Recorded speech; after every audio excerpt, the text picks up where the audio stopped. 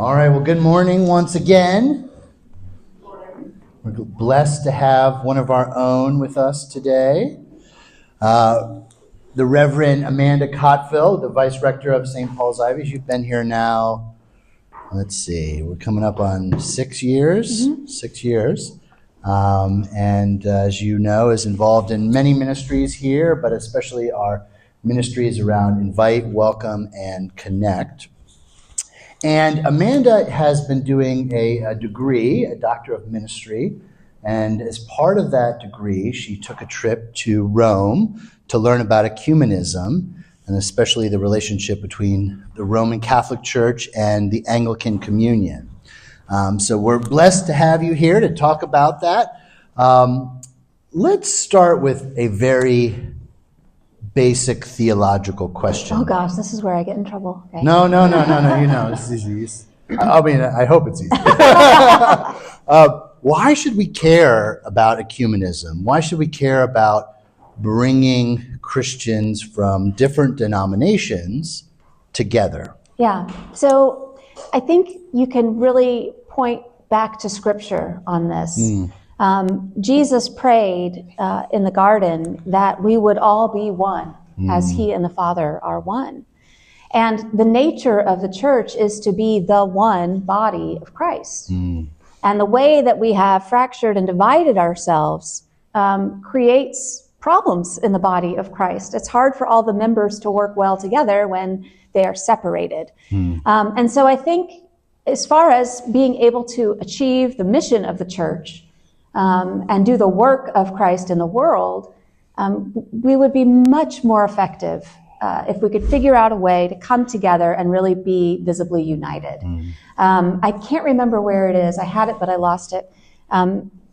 There's somewhere, I think it's Jesus that said this,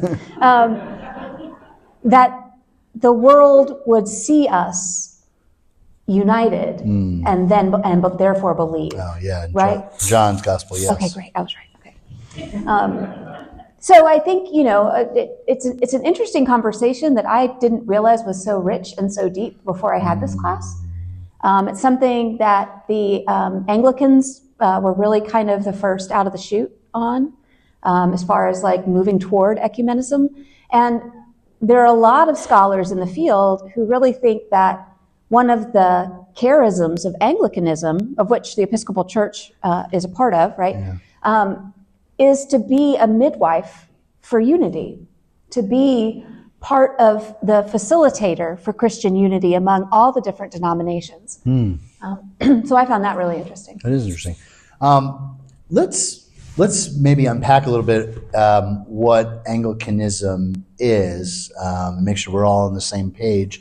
Obviously, you were part of a global effort here, right? It wasn't just the Episcopal Church. So what is the Anglican Communion, this term we use, and what is Anglicanism? And maybe once you've answered that, what do you see as like the major, one or two major differences that you've been thinking about between Roman Catholicism and Anglicanism? Sure. So I think it was the Lambeth Conference in 1920 that really defined Anglicanism and the Anglican Communion. So the Lambeth Conference is a meeting that happens in England of the primates or the heads of all the different Anglican churches across the world. They came together in 1920 and they created this definition of the Anglican Communion to say that the Anglican Communion includes all churches that are in relationship or in full communion with the See or the See of Canterbury or the Archbishop of Canterbury. And so as the Episcopal Church, we are the only Anglican church in the United States that is... What? I know. Don't tell the guys across the street. We're the only church in the United States that maintains that relationship with the Archbishop of Canterbury and the Anglican Communion. So we are Anglicans. I hope that's not a terrible surprise to you all. I think it's a wonderful thing. Yeah. What was the rest of that question? Well, that's great. Yeah, and so we're part of this wider communion, right? And what do you see in your studies? You've been thinking, I think, especially about the relationship with Roman Catholicism. What are like one or two major differences that you see as kind of stumbling blocks for ecumenism with them? Yeah, so I think there are sort of internal stumbling blocks and external stumbling Okay. blocks, right, to this sort of ecumenical relationship. There are a lot of things we agree on. It's really surprising how many things Anglicans and Roman Catholics agree on. But there are things that are really big that are stumbling blocks between the two denominations. One of those, of course, is women's ordination, right? The Roman Catholics don't ordain women. Another is simply the ordination of Anglicans. So it has basically been since the church split in the 16th century from the Roman Catholic Church that they haven't recognized our orders, our clerical orders. And there was, I believe, an encyclical, a papal message about this even in the late 19th century that definitively said that the Anglican orders weren't real ordinations. So you and I are not really ordained. Right. All of that changed at Vatican II in the mid-20th century. Oh, okay. All right. So at Vatican II, the Roman Catholic Church became a lot more open to ecumenism and to a relationship, especially with Anglicans. There's a document that we read from Vatican II that said that Anglicans hold a special place in the Roman Catholic's heart because they see us as a continuance of the apostolic succession. Right. So that's cool. But as I said, there are doctrinal things that are just too much at this point. Another one would be, and this isn't even, this is more of an internal stumbling block, really. If you look at the Anglican Communion, where worldwide, most Anglicans in the world live in the global South. Right. The average Anglican is a black woman in Africa in her 30s. That's what the average Anglican looks like. It doesn't look like us. And because we are so different and so globally spread in our communion, there are a lot of different takes on some of these more controversial issues, such as same-sex marriage, women's ordination, and the like. And so part of the problem for Anglicans in the ecumenical conversation is that we don't really have one person who speaks for us with the same kind of authority that the Pope does. Right? So the Pope has primacy. He has the authority to speak for the Roman Catholic Church. The Archbishop of Canterbury, who is sort of a figurehead for us, doesn't have the authority from all of the churches in the Anglican Communion to speak on behalf of all of the churches. So when we're negotiating things, it's sort of like, who do you talk to in the Anglican Communion? Because the authority is spread so broadly that it's hard for one person to enter into that conversation on behalf of the whole communion. So it sounds like one of the big stumbling blocks internally for us is just a question of authority. Right. Who has it? Who can exercise it? Who can speak on behalf of this? It's our ecclesiology. Yeah. Right? The way our church is structured. You mentioned one significant similarity with the apostolic succession. What is the apostolic succession? So the apostolic succession is the tradition that all of the priests and deacons and bishops who are ordained in our church and in the Roman Catholic Church can be traced back to the original apostles. So Jesus ordained the apostles, right?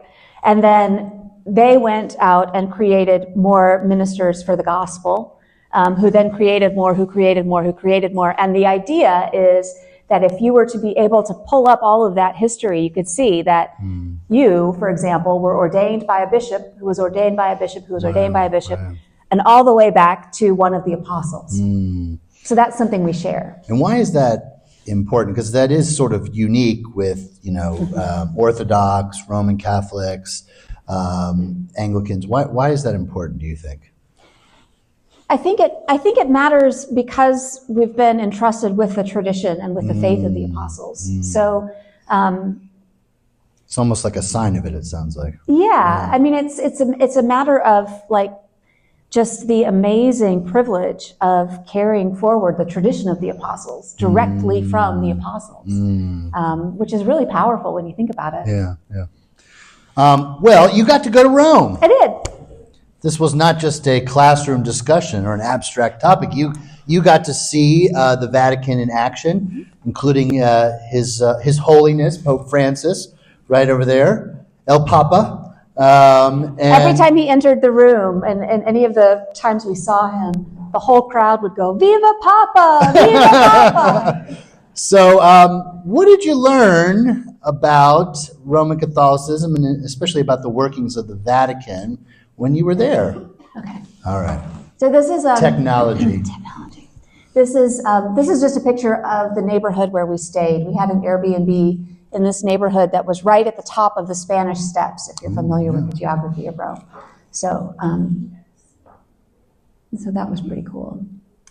And this is one of the coolest things about this trip is that it took place during the week for Christian unity, which is not as much of a big deal in the United States as it is in Rome, certainly, and in other places in the world.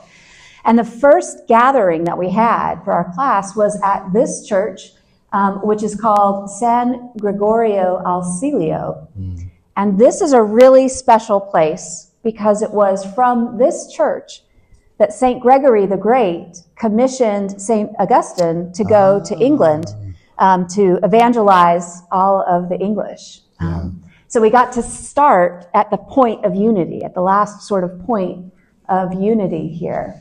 So that was, just for the historical content, that was, I believe, 599? I think so, 97 maybe. And sent to an emissary, essentially, from Rome, sent to England. There was already Christianity there, had been for a while, various forms, but that was a moment that's seen as kind of reconnecting that area to Christendom in the West. Yeah.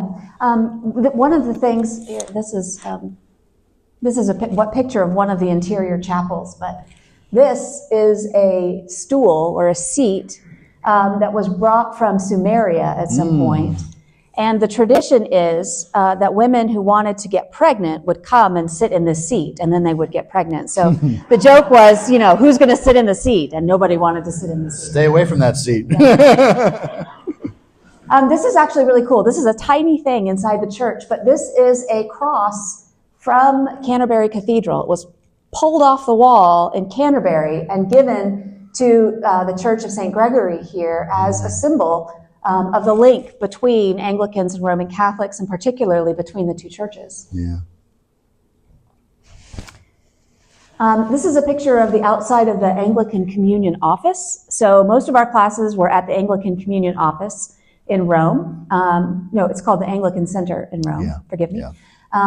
Which is basically the headquarters of the Anglican Communion in Italy, right, in Rome. So there were a lot of big dignitaries and things that were coming in and out of the office there as we were having class. So the Anglican Center was founded in 1966 after, this is Archbishop of Canterbury, Michael Ramsey, and Pope Paul VI. In 1966, they got together in Rome and it was the first time that the leader of the Anglican Communion and the leader of the Roman Catholic Church were in the same room together since we split back in the 15th century, Wow. 16th century. Yeah. And one of the really cool things about this exchange is that at this meeting, oh, that's a terrible picture. At this meeting, the Pope Paul VI, gave Michael Ramsey his ring. Yes. He pulled it off his hand and gave it to Michael Ramsey, and Michael Ramsey put it on his hand. And now every time one of the archbishops of Canterbury goes to see the Pope, he wears the ring, which is kind of a neat sort of a symbol of this sort of unity that we're hoping for. All right. All over the center, they have pictures of different archbishops of Canterbury with different popes. So at the top here, we have Rowan Williams with Pope Benedict XVI. And down here, we have the Archbishop of Canterbury, Justin Welby, who just resigned, with Pope Francis. This is the inside of the Anglican Communion Center, or the Anglican Center. Yeah. They have an amazing library of all of these works, and this is all basically about Anglicanism, Roman Catholicism, and ecumenical work. This is the little room that we met in. It was pretty crowded. But they made breakfast for us. Every day they brought breakfast for us. And there's Amanda right there. Yeah, talking to my friend. So one day, the first day we went to the Vatican, we walked from our apartment at the Spanish Steps, and it was about 45 minutes. It was a very long walk, and we were walking fast. But I got this great photo of St. Peter's Basilica and the river Tiber here in front of it. So this is St. Peter's Square, looking in from the road.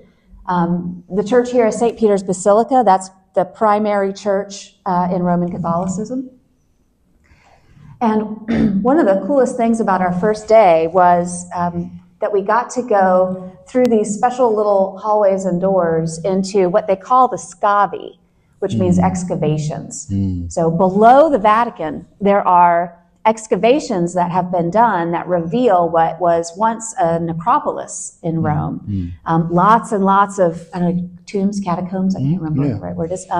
City of the Dead is what it means. City of the Dead, yes, very, very metal. Anyway, the City of the Dead, and you can go down in there and look and see how people buried their dead, and it's really fascinating. But one of the highlights, so this is an example of one of the catacombs. You can see mosaic on the floor, brightly colored paint. Red paint was very expensive, so this was probably a wealthy family. It was very tight down there.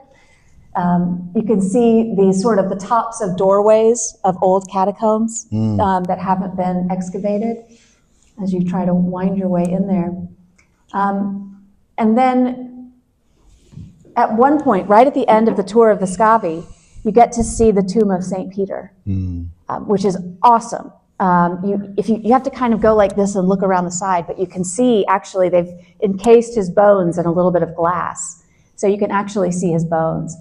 One of the coolest things about the Scavi and Peter's tomb is that the story of the basilica coming from Peter's tomb. So Peter's tomb was marked by the earliest Christians with this little temple shape thing that they put over it to mark the grave.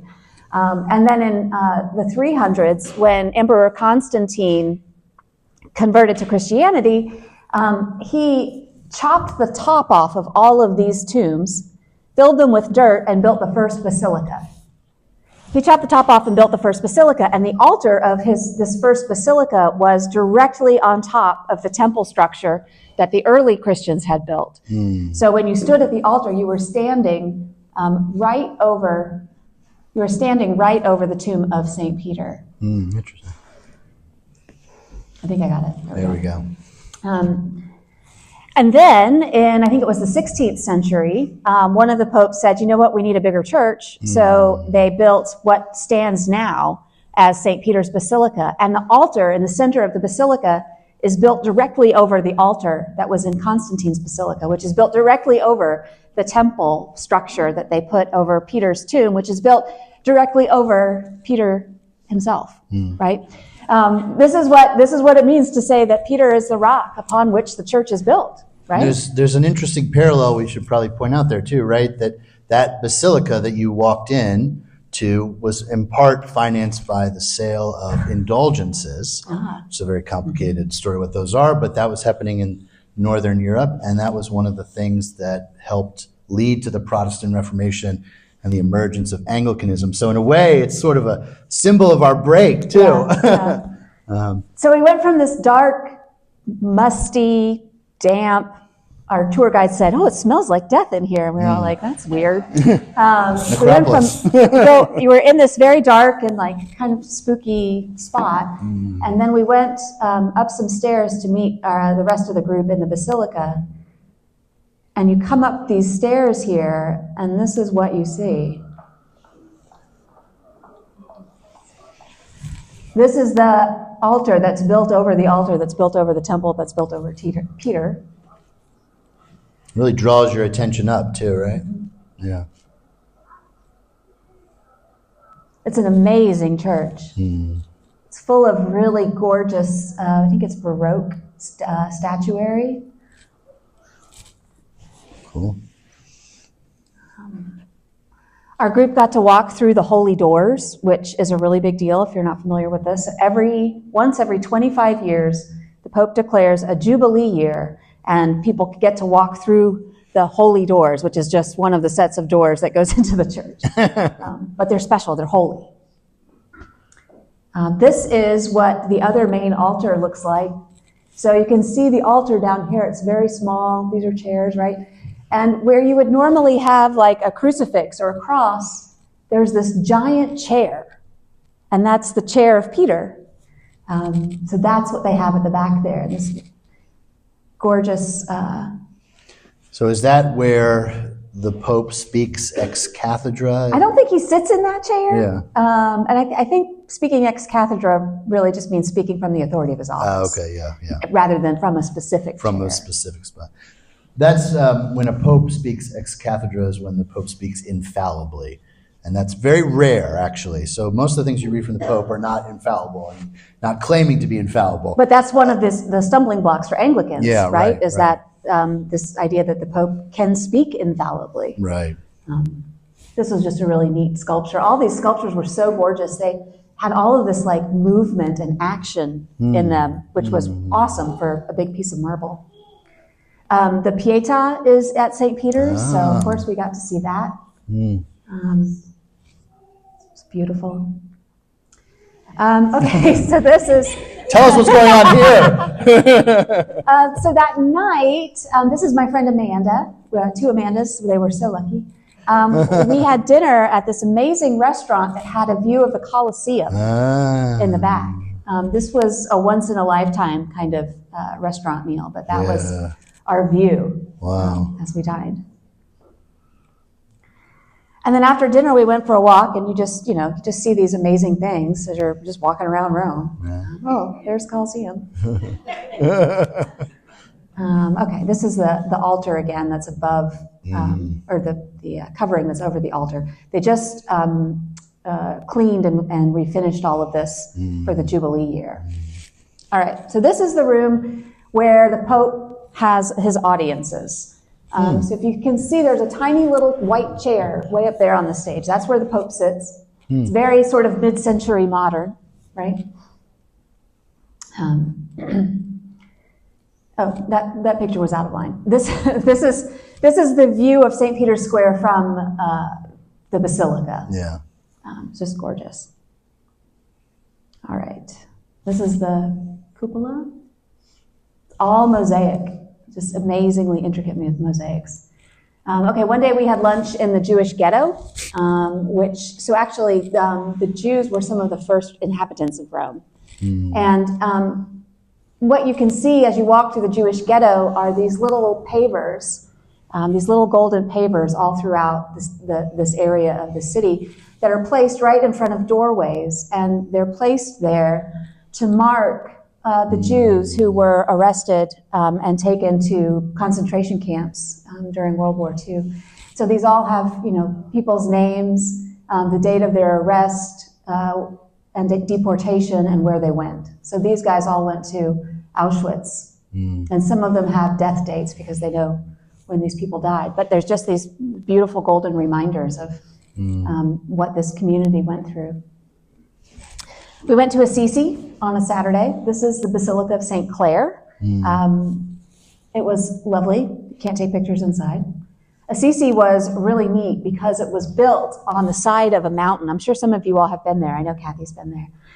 It's really, it's been built into the side of the mountain, so everything is super, super steep. You can kind of get a sense of that here. It's all these crazy switchbacks and streets. This is what they call Lower Assisi from Upper Assisi. And did I not order these well? I don't think I ordered these well. Anyway, let's see.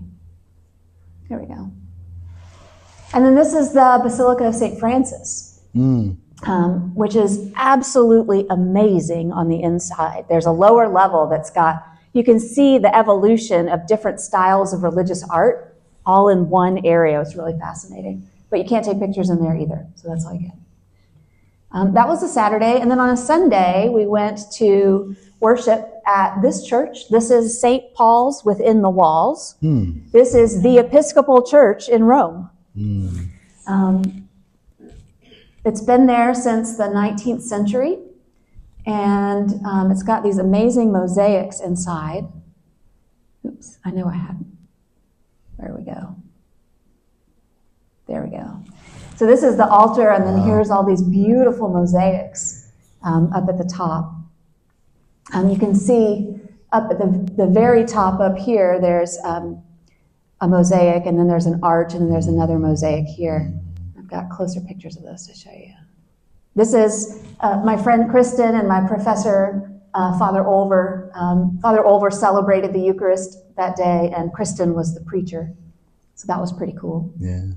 This is one of the mosaics. This is Jesus as the tree of life with Adam and Eve, which is just a really beautiful concept, I think, to think about how Christ on the cross is what gives us life, like the tree of life.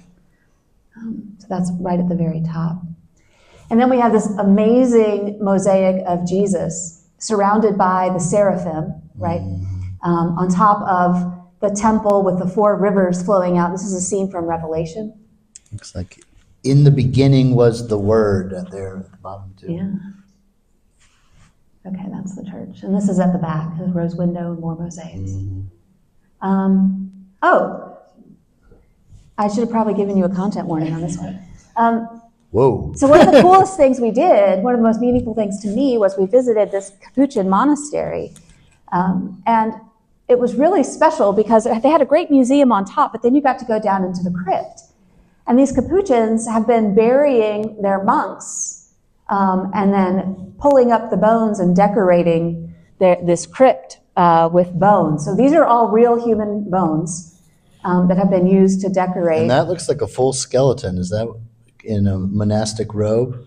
Yeah. Wow. He's still got his hands in prayer hands, and he's hanging onto his rosary, so that's good. It's interesting. Yeah, it's fascinating, right? You can see down here there are people who have been buried, right? And one of the cool things about this is that they have a really limited space for burying people. So here you can see crosses where monks are buried. What they do is when someone dies, they dig up the oldest buried remains and incorporate those bones into the decoration of the crypt and then bury the newly dead guy. And so it's just this like cycle of death and decoration, which seems really like horrible and dark and terrible, but it ends in this room. And this is a picture of Jesus and the raising of Lazarus. So you get all of this sort of like, this is your mortality, this is what's going to happen to you. There's a sign at one point that says, what we are, or what you are, we used to be. What we are, you will be. Wow. But then you end on this beautiful note of the resurrection. And remember that there's actually good news here. Right. All right, this is from the Colosseum. Do you want to talk more about ecumenism? Yeah, and maybe do you have images from your visit with the Pope? Yeah, let's see.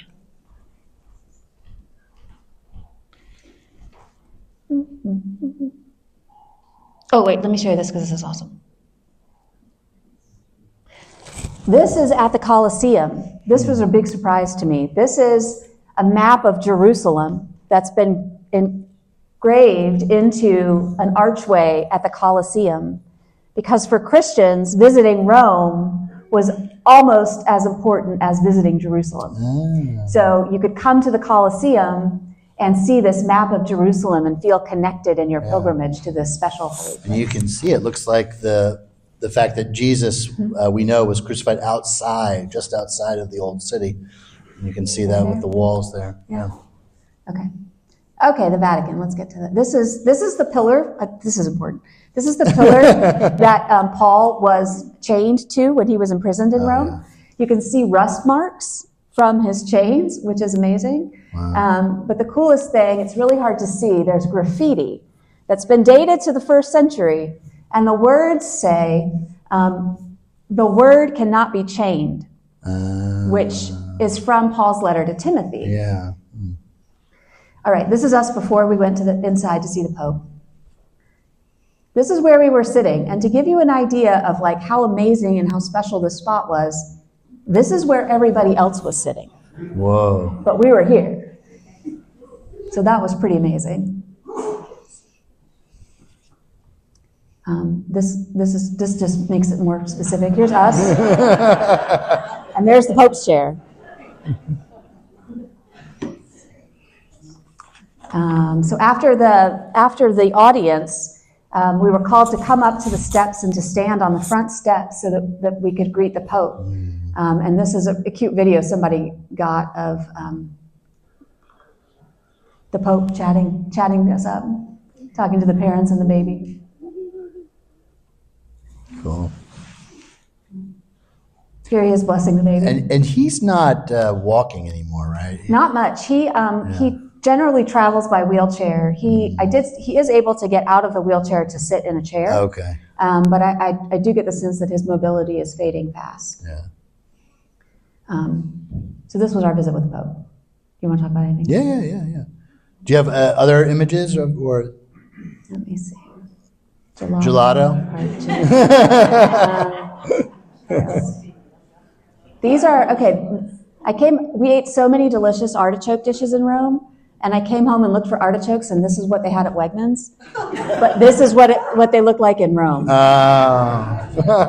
Totally different. This is gelato. That's me going to get gelato. We did some shopping. This is the family that has been making the Pope's vestments for centuries? I don't know. Very long time. So we went in there. Let's see. Okay. Artichokes. All right. Oh, where's... One of the people that we met in Rome that was really special was this guy. This guy's name is Martin Brown. He's in charge of the ecumenical dialogue with the Anglicans. So that's his only job, is to think about ecumenical dialogue with Anglicans and some other Western churches. And he's the one who got us in to see the Pope and got us a special seat and got us to be up in front of the Pope. And he's an employee of the Vatican? Yes. Okay. Yep. He's a Benedictine monk and an employee of the Vatican, and he's brilliant. This is an icon of Peter and Andrew in the back here. That represents the relationship between the Roman Catholic Church and the Eastern Church.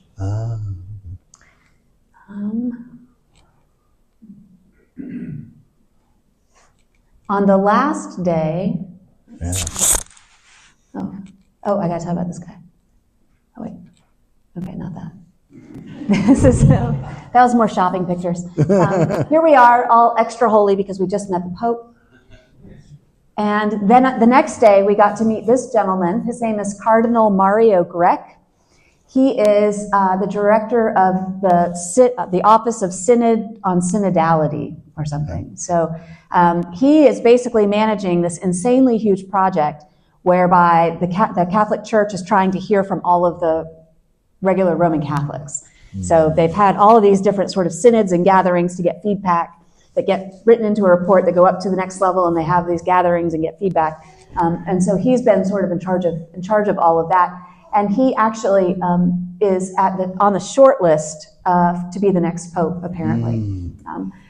Really beautiful, humble, just spiritual person. It was really special to be in his presence and have this conversation about ecumenism with him, about what does it mean for us to be in relation with each other. There where you're eating. I'm sorry, I really thought I did better on organizing all of these last night. Here we go. So one of the most moving things with him was after we had this long conversation, and there were tears in the room, just thinking about what it would mean to be united. We got up and he prayed for us. These are my professors here on either side of him. This was one of the most special moments of the whole trip. There's more shopping pictures. This is the cope that I ordered that hopefully you'll get to see at Easter. Okay. Lunch. So Amanda, what were your major takeaways from the trip, especially in thinking about the relationship between Anglicanism and Roman Catholicism today? Yeah, I mean, I think probably, I think it's important that I was really surprised at the depth of the dialogue. So basically, this dialogue has been going on since the late 19th century, early 20th century, about what would it mean to reassemble the body of Christ, and what would it look like if we could all work together and share communion together and be part of each other's congregations, right? I was really surprised there was so much history and depth there. But I was also surprised by the fact that there seems to be so much progress. And that the Roman Catholics that we met and who hosted us in all these different places were so gracious and warm and welcoming. At one point, we needed a place to pray morning prayer, and this church was, they were like, well, you can use our church. And we're like, great. So we went into a Roman Catholic church and did our morning prayer. The other thing that surprised me was really how close we are. Sometimes it feels like we're not that close to full communion. But really we're a lot closer than I thought we were. When we met the Pope, my friend Kristen and I were wearing our collars, and he looked at us and he pointed to our collars and he said, "Thank you for your ministry. Let's keep working together." And I thought, oh, that's great, because you don't know, as an Anglican woman who's ordained, how you're going to be received in front of the Pope, right? But he was very gracious and said, "Thank you, and let's keep working together." And the other thing is with Cardinal Mario Grech, my friend Kristen asked this question. She said, we do a lot of work, shared ministry with the Roman Catholic Church down the street, and the priest there and I are pretty good friends, but it really feels like a huge obstacle to being in relationship with one another that we can't share the Eucharist. How much more powerful could our partnership be if we could only share the Eucharist? And you can't tell anybody that he said this, because we were told not to. This is being recorded, Yes. Well, hopefully he won't see the video. Don't send him the video. Cardinal Mario Grech, who might be the next pope, looked at my friend and said, "Just do it." And she was like, "Really?" And he was like, "Yeah, just do it." And then we went to lunch, and nobody could believe that that's what this cardinal had told her. But I think what that tells me is that there is a real willingness and a desire on the Roman Catholic part, right? And their desire is not to bring everyone back to Rome. It's not about everybody becoming Roman Catholic. Cardinal Grech said, it's not that I want you to come into my home. It's that we want to find a new dwelling place together. And that so it's not about a return to Rome. It's about finding a new place to be together. That's great. Well, let's open it up to questions from the group. Yes, Jeff.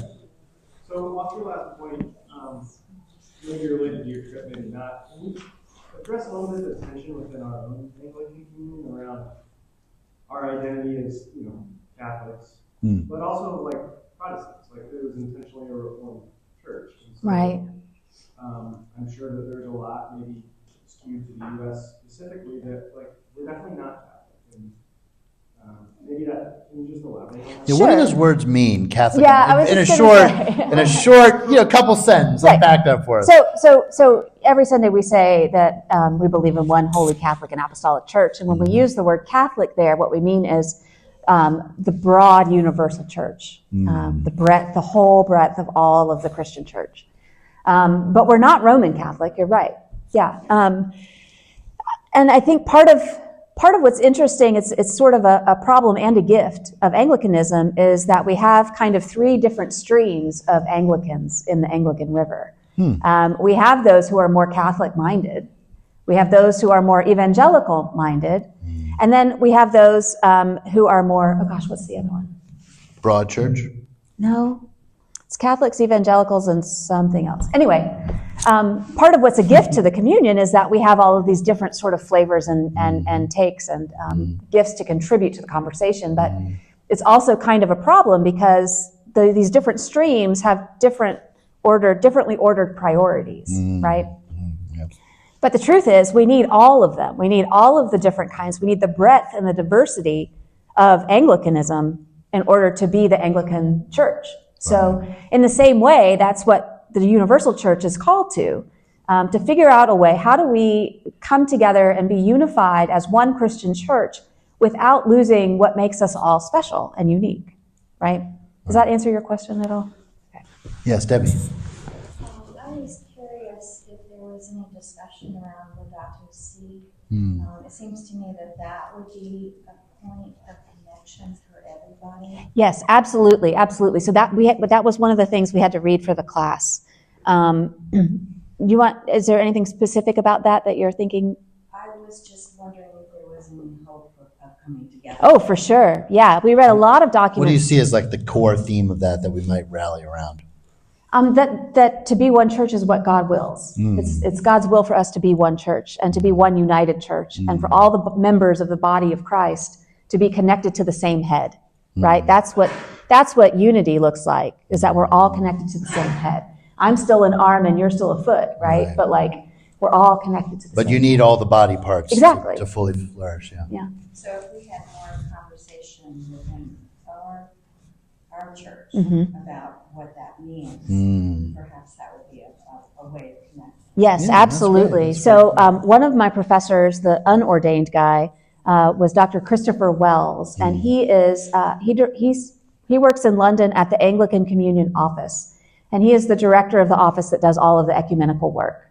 So he and his colleagues get together and have these meetings to look at these Vatican documents and then form a response that they send to the Vatican, and then the Vatican looks at them and forms some kind of response and sends it back to the Anglicans, and sometimes they get together in the same room. But there is this really rich conversation that's happening. It's a pity that we don't hear more about it on the parish level, I think, because it's really important work. That's great, yeah. What other questions do we have for Amanda? Yes. So within the Catholic Church, you could argue that there's a lot of schisms and a lot of people who are not happy with Pope Francis' approach, not just on ecumenism, but everything. Right. And so in the future, when he passes on and there's a new Pope, does it seem to you from your experience in Rome that there's a broad enough feeling behind this push for one church, one body that will continue, even if there's a much more conservative. Sure. Yeah. So this sort of hope and desire for a united church is not something that started with Francis, right? It goes way back. It goes all the way back to Vatican II, which is John Paul II. No, 23rd, John the 23rd. John the 23rd. He was very ecumenical minded, to the extent that he invited people from all different denominations to come to the Vatican II Council and provide input and counsel to them as they're working on what the church should look like. And each of the popes since him have to some degree had some role or priority of ecumenism. I'm trying to think. I think it was Benedict maybe who didn't push as hard on it as the rest of them. But because there's such a strong desire in the papacy, right? I think that we can count on that to remain. I think that's, yeah. I wonder if one sort of challenge that Jean's getting at as well is the Vatican seems, especially the way that you described it and what I've read too, maybe a little bit more open than, say, the American Roman Catholic Church, right? At least particular elements of it. And maybe there's a tension there as well. Whether the Pope will sort of side with the more global perspective or the more sort of traditionalist perspective, we'll say, that you find in the West, especially. Yeah. And I don't know, but that seems to be kind of at the heart of the issue. I think that's safe to say. I mean, I think anybody in leadership in the Catholic Church is going to be listening to the Pope, right? The question is, what are we, the people in the pews, doing? And I think anytime you get down to individuals and individual communities, we tend to sort of focus in on ourselves and our own needs and what's going to make us stronger and more successful and whatever. Yeah. And so it's easy to lose that broader focus when we're not seeing it every day. Right, absolutely. Yes. There's a discussion about Roman Catholic belief in transfiguration and you mean transubstantiation? transubstantiation. That's all right. Yeah, just want to make sure. We like transfiguration. Yeah, so that's one of the big that's one of the big obstacles. What happens in the Eucharist? That's one of the big obstacles to full communion, because they believe in transfiguration, which is that substantiation. That's all right. that the bread and the wine truly become the flesh and blood of Christ. Right. And there are Anglicans who believe that that is the case. Just like everything in Anglicanism, there's a spectrum, right? But doctrinally, we're not ready to go there. We believe that Jesus is really present in the bread and the wine, but we don't know how. And we claim that that piece of mechanical knowledge is just above our pay grade. So in a sense, both traditions are claiming that you are encountering the real presence of Christ in communion. But one tradition, at least historically, wants to explain the mechanism behind how that happens. And the other tradition is willing to leave it a little bit more open and mysterious. But in a way, we're very similar with Roman Catholics. If you compare that to, say, Baptists, for instance, or more Protestant, quote-unquote, denominations, many of them will reject the idea of real presence entirely and see it primarily as a memorial or remembrance. So that actually could be an area where we could find get close. Unity. Yeah. We're pretty close on that, really. Yeah. What other questions do we have? Yes. Similarly to what's going on between the Anglican Church and the Roman Church, what's the status of the dialogue between the Roman Church and the Orthodox Church? Oh, yeah. That's a great question. We actually didn't spend a whole lot of time on that. My general sense of things, based on the conversations that we had, is that they are moving closer and closer together, and that things are going really well in that conversation. I'm sure, just like it is in the Anglican conversation, there are stumbling blocks, and there are some issues, right? Papal primacy is a big one. But I get the sense that they are moving closer together, too. Right. Yeah, All right. One more question. Any other questions? All right. Well, thank you all for joining us, and thank you, Amanda. Yeah. Let's give her a round of applause. Thank you. Oh, do you want to tell us your favorite food that you ate in Rome? Oh my gosh, I ate pasta every day. Every day. What was your one favorite dish, though? The best thing I had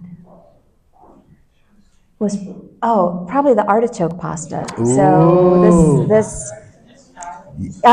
So we ate fried artichokes, we ate steamed artichokes, but they had this artichoke pasta, a creamy artichoke sauce with pasta that I had after an appetizer of artichoke flan, like a custard of artichokes.